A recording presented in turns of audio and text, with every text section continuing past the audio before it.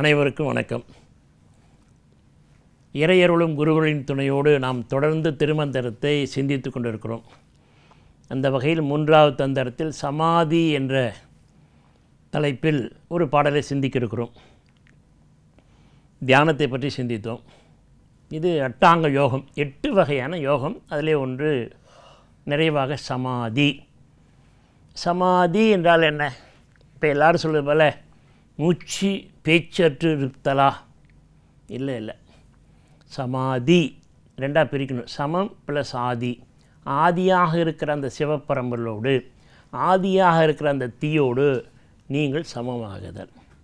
பரமாத்மாவோடு ஜீவாத்மா சமமாகுதல், தன்வயமாதல், ஜீவ பிரம்ம ஐக்கியம் நிகழ்தல். இந்த எல்லைக்கு நீங்கள் போகிற பொழுது அது சமாதி நிலை. இந்த பாட்டு எல்லாருக்கும் தெரிஞ்ச பாட்டு, 620வது பாட்டு. மேடையில் எல்லாரும் சொல்கிற பாட்டு. அநேகமாக தமிழறிஞர்கள் எல்லோரும் திருமந்திரம்னா இந்த பாட்டு சொல்லுவாங்க. குறிப்பாக இந்த பிராணாயாமம், மூச்சு பயிற்சி எல்லாம் வந்தால் இந்த பாட்டை எடுத்துக்குவாங்க. ரொம்ப அருமையான பாட்டு, எல்லாருக்கும் தெரிந்த பாட்டு. 620. மண்மனம் எங்கு உண்டு, வாயுவும் அங்கு உண்டு. வாயுன்னா காற்று. மண்மனம் எங்குண்டு, வாயுவும் அங்கு உண்டு. மண்மனம் எங்கில்லை, வாயுவும் அங்கு இல்லை. மண்மனத்துள்ளே மகிழ்ந்து இருப்பார்க்கு, மண்மனத்துள்ளே மனோலயம் ஆமே. திருமந்திர பாட்டு முழுவதுமே ஏகாரத்தில் தான் முடியும். எந்த 3000 பாட்டும் அல்லது மிகைப்பாட்டாக கிடைத்திருக்கிற 108, 3108 பாட்டும் ஏன் இந்த எண்ணிக்கையில் சேராமல் கடவுள் வாழ்த்தா இருக்குல்ல, 5 கரத்தனை யானை முகத்தனை, அது திருமந்திரத்தில் இருக்கிற கடவுள் வாழ்த்து. அது யாரோ பின்னாடி சேர்த்துருக்காங்க. அதுவும் ஏகாரத்தில் தான் முடியும். அப்போ என்ன சொல்ல வர்றாருன்னா, மண் எங்கே இருக்கோ மனம், மனம் எங்கு உண்டு, வாயு அங்கு உண்டு. மனம் இல்லைன்னா வாயு இல்லை. மண்மனத்துள்ளே மகிழ்ந்து, இதை தெரிந்து கொண்டு மனதை ஒடுக்கி அதுக்குள்ளே மகிழ்ந்திருப்பாருக்கு மண்மனத்துள்ளே மனோலயமாகிவிடும். நீங்கள் பரம்பொருளோடு லயமாகிவிடுங்க. மனம் என்பது நினைவு, காற்று, வாயு எல்லாம் ஒரு பொருள் உடையது. அது ரொம்ப உள்ளே போனீங்கன்னா நாம் வெளியில் இருக்கிற காற்று வேறு, நாம் பிராணாயாமம்னு சொல்லுகிற காற்று வேறு, உள்ள உயிருக்குள்ளே இருக்கிற காற்று வேறு. அது நம்ம விரிவாக அடுத்த இன்னொரு 2 பாடலில் பார்க்க போகிறோம். 10 வகையான காற்று நமக்குள்ளே உடம்பை இயக்குதுன்னு திருமூலர் சொல்கிறார். சித்தர்களும் அப்படி தான் சொல்கிறாங்க. இந்த மனோம் என்கிற காற்று இருக்குது, இது படத்தில் பிடிக்க முடியாது. இப்போ உடம்பை பிடிக்கலாம், எக்ஸ்ரே எடுக்கிறோம், பல் உடஞ்சி போச்சு, எக்ஸ்ரே காமிக்குது. கை ஒடிஞ்சு போச்சு, எக்ஸ்ரே காமிக்குது. இப்போ லிவர் எப்படி இருக்குது சார், கிட்னி எப்படி இருக்குது அப்படின்னா உடனே ஸ்கேன் வந்துடுச்சு. இப்போ ஸ்கேனில் போனோடனே கரெக்டாக சொல்லிடுறாரு. இன்னும் ஒருபடி மேலே போய் இப்போ அட்வான்ஸ் ஸ்கேன் வந்து கர்ப்பப்பையில் இருக்கிற குழந்தை அது ஆனா பெண்ணாக சொல்லுது ஸ்கேனு. அந்த குழந்தைக்கு என்னென்ன நோய் இருக்குதுன்னு கண்டுபிடிச்சி அந்த ஸ்கேன்லேயே கண்டுபிடிச்சி இங்கே வெளியிலிருந்தே அதுக்கு மருத்துவம் கொடுத்து அந்த குழந்தையை சரி பண்ணிடுறாங்க. அந்தளவுக்கு நம்ம அட்வான்ஸ் ஆகிட்டோம். ஆனால் மனம் எது? மனம் என்றாலும், உள்ளம் என்றாலும், நினைவு என்றாலும், நெஞ்சம் என்றாலும், இருதய தாமரை என்றாலும் எல்லாம் ஒரு பொருளில் வருது. ஆனால் அது எது கண்டுபிடிக்க முடியல. ஏன்னா ஃபோட்டோ எடுக்க முடியல. இப்போ அது தொன்மமாக மித்தாலஜியாக இருக்குது. ஆனால் இருக்குது, மனம் என்பது ஒன்று இருக்குது. இந்த பீனிக்ஸ் பறவைன்னு ஒன்று சொல்கிறோம். எகிப்து நாட்டில் இருக்கிற தொன்ம கதை அது. அது வந்து தன்னைத்தானே புதுப்பித்து கொள்ளும், கீழே பூமிக்கே வராது. பாருங்கள், ஞானத்தின் அடிப்படையில் அந்த கற்பனை தான், தொன்மம் தான், மித்து தான் இருந்தாலும் சொல்லியிருக்கிறாங்க. அது மேலேயே சஞ்சரிக்கும், கீழே வராது. ஒரு வேளை இறக்குதுன்னா அப்படியே கீழே இறங்குற பொழுது எரிஞ்சிடும். எரிஞ்சு அந்த சாம்பல்லேருந்து புது பீனிக்ஸ் பறவை வந்துடும். அதான் அந்த தொன்மம், எகிப்து தொன்மம். ஞானத்தோடு தொடர்புடையது. ஞானிகளும் அப்படி தான், கீழே வரமாட்டாங்க.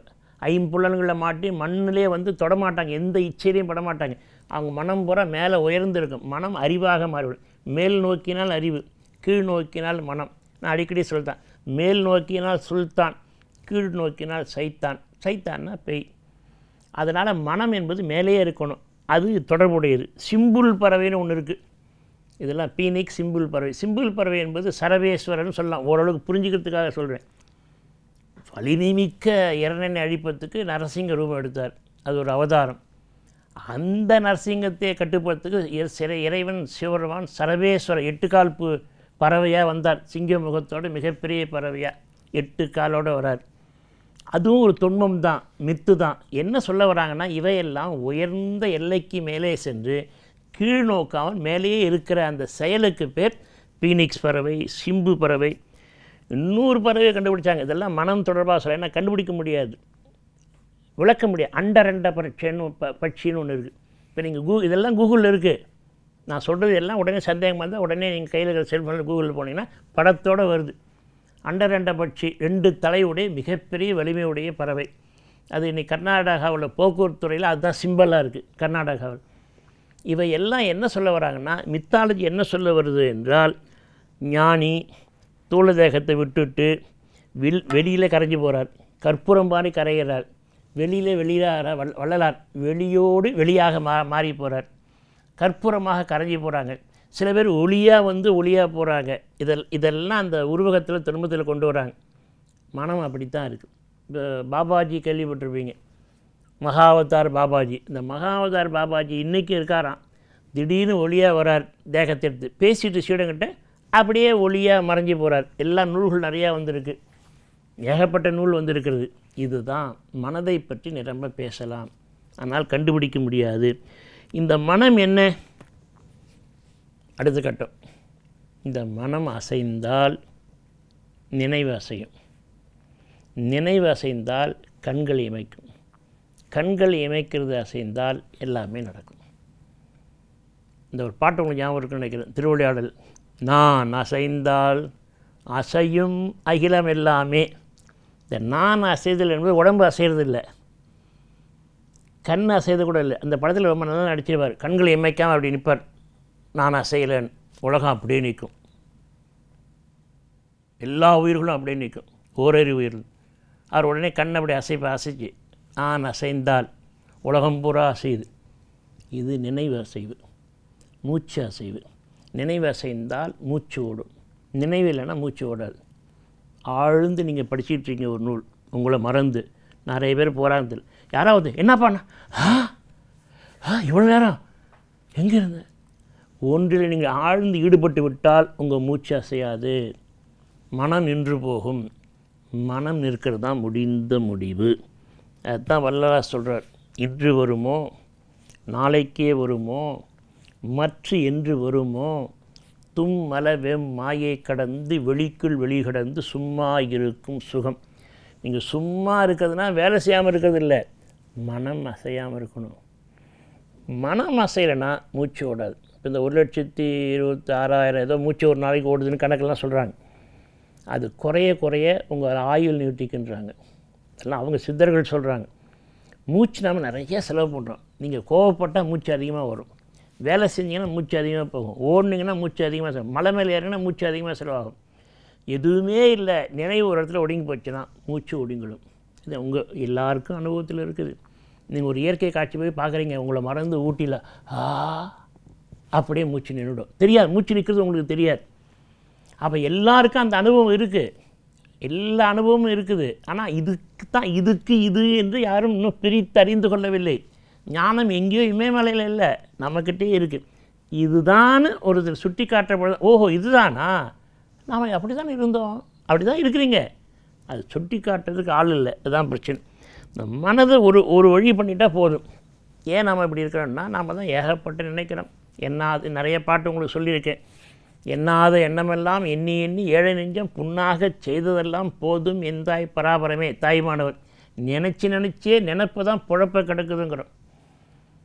நினப்பு தான் அது. இன்னும் ஒரு வழி மேலே போய் சொல்கிறார், வாதுக்கு வந்து எதிர்த்த மல்லரை போல் பாழ்த்த மனம் ஏதுக்கு கூத்தாடுது எந்தாய் பராபரம்.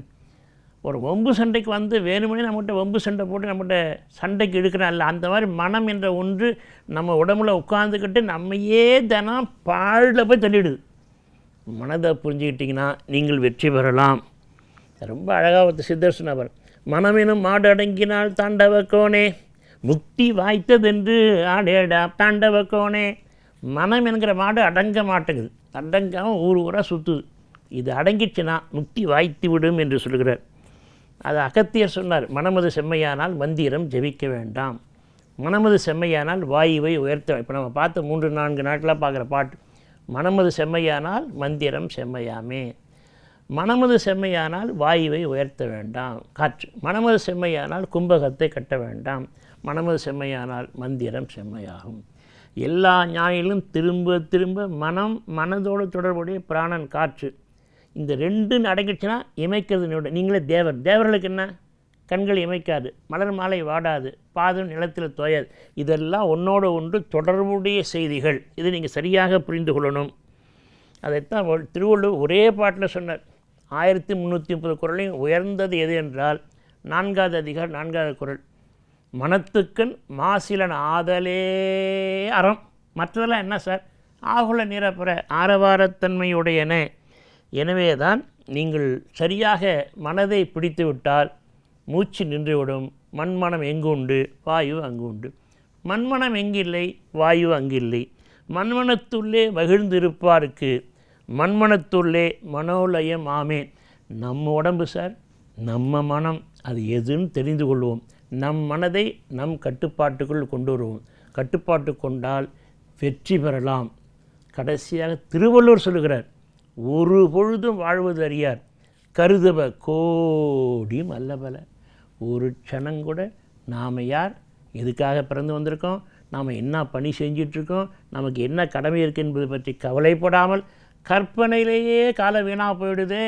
திருவள்ளுவர் சொல்கிறார். அப்போ திருமூலர், திருவள்ளுவர், தாய்மானவர், வள்ளலார் எல்லா ஞானிகளும் மனதை பற்றி சொல்லும். மனம் அடங்கினால் வாயு அடங்கும், காற்று அடங்கும். காற்று அடங்கினால் முக்தி வாய்த்தது என்று ஆடையடை தாண்டவ கோணே. மனதை வெல்வோம், வெற்றி பெறுவோம். வணக்கம்.